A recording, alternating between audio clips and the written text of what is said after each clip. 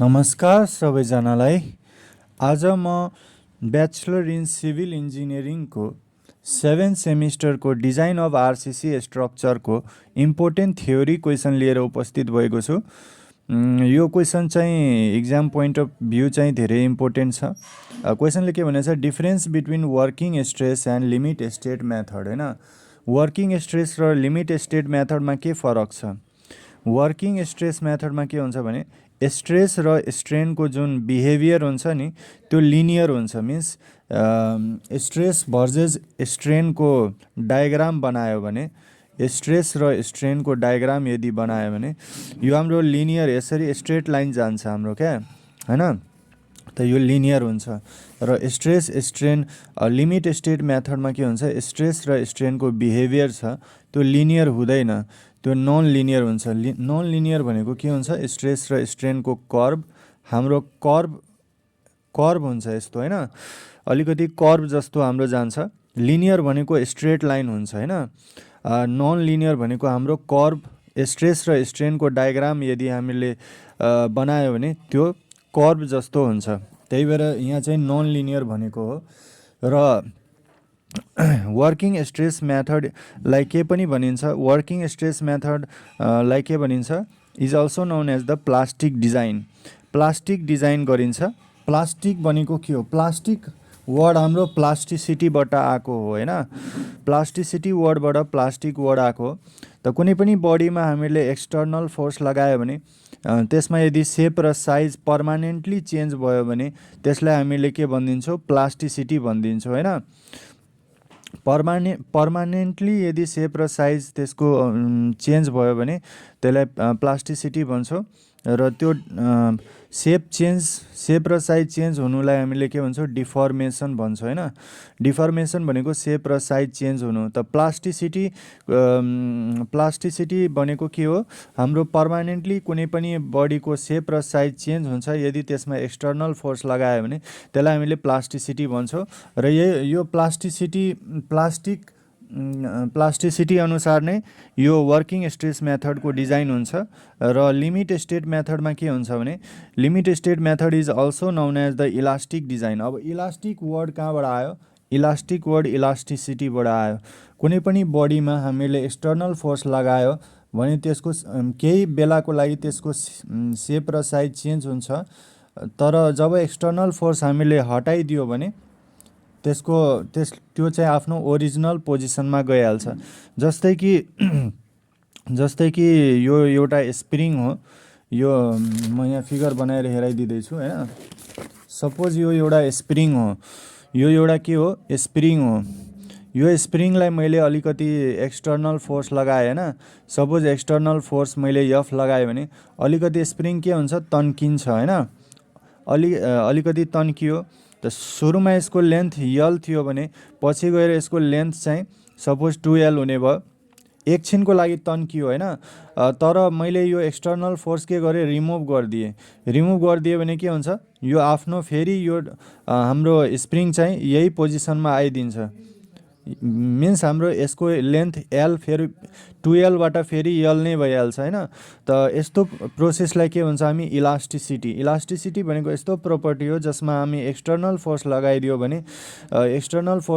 भने त्यसको केही बेलाको लागि त्यसको लेन्थ अथवा डाइमेन्सनहरू चेन्ज हुन्छ, सेप र साइज चेन्ज हुन्छ। साइज भनेको हाम्रो लेन्थ चेन्ज हुनसक्छ, ब्रेथमा चेन्ज आउन सक्छ, हाइटमा। अनि सेप भनेको त अब कुनै कुरा हाम्रो रेक्ट्याङ्गल भयो भने सर्कुलर हुनसक्छ, होइन। त कुनै कुरा अलिकति अर्को सेपको पनि हुनसक्छ, ट्रायङ्गुलर, रेक्ट्याङ्गुलर, स्क्वायर जे पनि हुनसक्छ, होइन। त केही टाइमको लागि मात्रै हाम्रो चाहिँ सेप र साइज चेन्ज हुने भयो। जब हाम्रो यो फोर्स रिमुभ गरिदिन्छौँ तब यो के भइहाल्छ, हाम्रो ओरिजिनल पोजिसनमा आइदिन्छ। ओरिजिनल पोजिसनमा आउनु भनेको के हो त, यो 2Lबाट यसको लेन्थ सपोज हाम्रो पहिला डबल भयो, फोर्स लगाएपछि डबल भयो भने फोर्स हटाइदिएपछि फेरि त्यो हाम्रो लेन्थ यल नै भइहाल्छ। ओरिजिनल पोजिसन पहिलाको पोजिसनमा हाम्रो लेन्थ यल थियो भने यलै पोजिसनमा आइदिन्छ भने हाम्रो यो यसको लेन्थ फेरि यल नै भइदियो भने यो ओरिजिनल पोजिसनमा आइहाल्छ। त त्यसलाई नै के भन्छ, इलास्टिसिटी। त त्यही इलास्टिसिटी अनुसार नै यसलाई डिजाइन गरिन्छ लिमिट स्टेट मेथडलाई हैन। अर्को छ working stress method is stress based method of RCC design हैन। त वर्किङ स्ट्रेस मेथडमा के हुन्छ भने हाम्रो स्ट्रेस बेस्ड हुन्छ। स्ट्रेस अनुसार हाम्रो जस्तै कि कम्प्रेसिभ स्ट्रेस भयो, टेन्साइल स्ट्रेस भयो, यिनीहरूबाट नै हाम्रो के हुन्छ त यो वर्किङ स्ट्रेस मेथडहरू डिजाइन गरिन्छ। जबकि लिमिट स्टेट मेथडमा स्ट्रेसको कुनै कुरा आउँदैन। लिमिट स्टेट मेथडमा स्ट्रेन मात्रै आउँछ हैन। लिमिट स्टेट मेथडमा हाम्रो के आउँछ स्ट्रेन मात्रै हुन्छ। स्ट्रेन अनुसार हामीले डिजाइन गर्छौँ लिमिट स्टेट मेथडमा, जबकि वर्किङ स्ट्रेस मेथडमा स्ट्रेसबाट हामीले डिजाइन गर्छौँ। अब अर्को के भनेको छ वर्किङ स्ट्रेस मेथडमा के हुन्छ section which in plane before bending remains plane even after the bending हैन। कुनै पनि सेक्सन जस्तै कि यो एउटा बीम हो हैन, सिम्पली सपोर्टेड बीम हो। यो बीमलाई अलिकति म बेन्ड गरिदिन्छु हैन। यो बीमलाई अलिकति बेन्ड गरिदिन्छु। अलिकति बेन्ड गर्यो भने अलिकति यस्तो भयो हैन। अलिकति बेन्ड गरेपछि यो अलिकति हाम्रो यसको बेन्ड भयो। अलिकति यो यसलाई रोटेट गरिदिन्छु, अलि बेन्ड गरिदिन्छु। बेन्ड गरे पनि के हुन्छ त यो बिफोर बेन्डिङ यो बिफोर बेन्डिङको कन्डिसन हो। बेन्डिङ गर्नुभन्दा पहिला पनि यो हाम्रो प्लेन सेपमै हुन्छ र बेन्डिङ गरिसकेपछि पनि हाम्रो प्लेन सेपमै हुन्छ। प्लेन भनेको यो हाम्रो यस्तो रेक्टेङ्गुलर सेप प्लेन जस्तो भयो भने यसको सेप पनि रेक्टेङ्गुलर नै हुन्छ इभन आफ्टर द बेन्डिङ भएपछि पनि यो सेम रहन्छ। The section which is plane normal to the axis of structural component remains plane after the bending. Section which is plane before bending remains plane even after the bending. Bending भएपछि पनि यो हाम्रो यसको प्लेनै रहन्छ यो working stress मेथडमा। Limit state method a section which is plane normal to the axis of structural component remains plane after bending. तो लिमिट स्टेट मेथडमा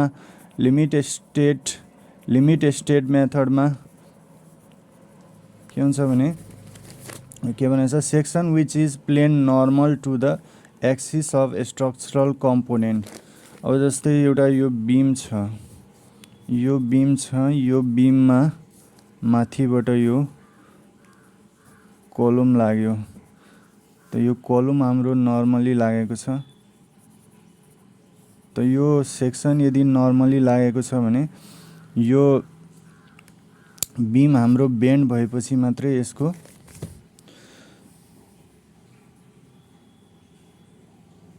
यो कम्पोनेन्ट हाम्रो प्लेनमा आउँछ। यो पिलर हाम्रो यस्तो छ, यो बीम भयो, यो कलम भयो। कलम हाम्रो नर्मल छ, यो बीम यस्तो छ। कलम र बीम छ। कलम हाम्रो योसँग परपेन्डिकुलर छ मिन्स 90 डिग्रीमा छ। कलम हाम्रो योसँग 90 डिग्रीमा छ भने यो बीमलाई हामीले अलिकति बेन्ड गरेपछि मात्रै के हुन्छ त यो होल स्ट्रक्चर हाम्रो प्लेन रहन्छ हैन। लिमिट स्टेट मेथडमा बेन्डिङ भएपछि मात्रै हाम्रो प्लेन सेपमा रहन्छ।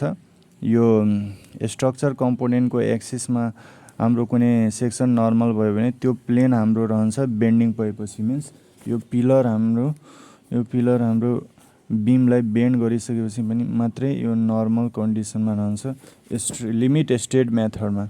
In working stress method the material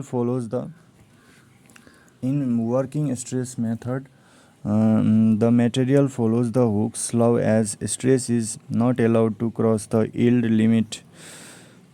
Working stress method ma the material follows the Hooke's law as stress is not allowed to cross the yield limit. Working stress method ma के हुन्छ भने yield limit working stress मेथडमा हाम्रो yield limit भन्दा हाम्रो के हुन्छ working stress मेथडमा मेटेरियलले hooks ललाई follow गर्छ हैन। हुक्स ल भनेको के हो त?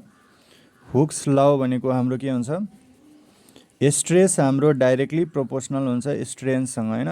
त वर्किङ स्ट्रेस मेथडमा के हुन्छ भने हुक्स ल फलो गर्छ, stress is directly proportional to strain हुन्छ।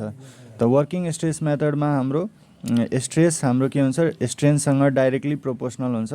किन डाइरेक्टली प्रोपोर्सनल हुन्छ? किनभने यो चाहिँ हाम्रो लिनियर कर्भ बनेको हुन्छ र यसले चाहिँ यो यील्ड लिमिट, सपोज यो यील्ड लिमिट हो भने यील्ड लिमिटलाई क्रस गर्दैन क्या, हाम्रो यील्ड लिमिटलाई यसले चाहिँ क्रस गर्दैन स्ट्रेसले। हुक्स लसम्म मात्रै हुन्छ। हुक्स लमा stress directly proportional to strain हुन्छ। त स्ट्रेस डाइरेक्टली प्रोपोर्सनल टु स्ट्रेनको मिनिङ चाहिँ के हो त? स्ट्रेस हाम्रो डाइरेक्टली प्रोपोर्सनल टु स्ट्रेनको मिनिङ के हो त? स्ट्रेस र स्ट्रेनको कर्भ हाम्रो कस्तो हुन्छ, लिनियर हुन्छ हैन, लिनियर हुन्छ।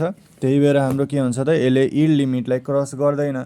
जबकि लिमिट स्टेट मेथडमा के हुन्छ भने stress is allowed to cross the yield limit. त लिमिट स्टेट मेथडमा त स्ट्रेस र स्ट्रेनको कर्भ हाम्रो लिनियर हुँदैन नि त हैन।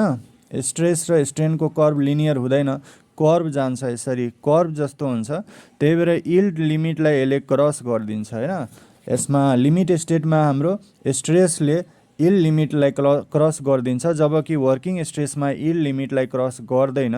किन गर्दैन? किनभने यसमा हुक्स ललाई फलो गर्दा हाम्रो स्ट्रेस र स्ट्रेनको रिलेसनसिप चाहिँ लिनियर हुन्छ, मिन्स डायग्राम हाम्रो चाहिँ के हुन्छ त, स्ट्रेट लाइन जान्छ।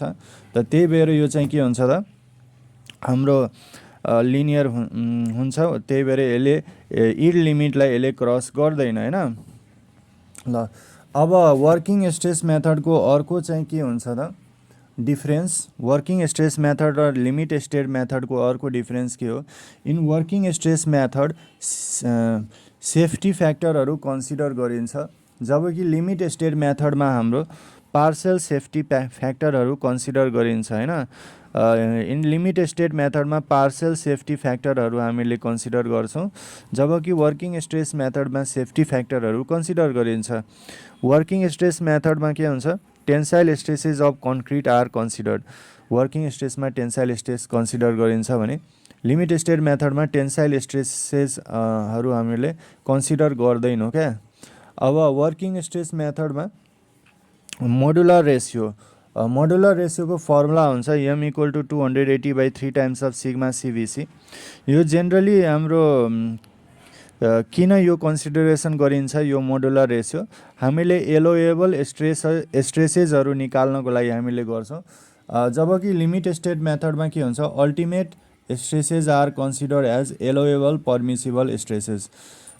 लिमिट स्टेट मेथडमा अल्टिमेट स्ट्रेसेस आर कन्सिडर गरिन्छ as allowable permissible stresses. Limit state मेथडमा अल्टिमेट स्ट्रेसेसहरू कन्सिडर गरिन्छ हाम्रो allowable permissible stress. Allowable permissible stresses ultimate स्ट्रेसेसहरू कन्सिडर गरिन्छ हैन। अल्टिमेट स्ट्रेसेसलाई नै कन्सिडर गरिन्छ एलोएबल पर्मिसिबल स्ट्रेसेस, जबकि वर्किङ स्ट्रेस मेथडमा के हुन्छ भने मोडुलर रेसियोलाई कन्सिडर गरिन्छ एलोएबल स्ट्रेसेस निकाल्नको लागि। यसमा अल्टिमेट स्ट्रेसेस, यति कुरा बुझ्नुपर्ने हुन्छ साथीहरू। यो भिडियो चाहिँ सकियो। अब नेक्स्ट भिडियोमा अर्को टाइपको इम्पोर्टेन्ट थ्योरी लिएर उपस्थित हुने नै छु। तबसम्मको लागि गुड बाई, टेक केयर।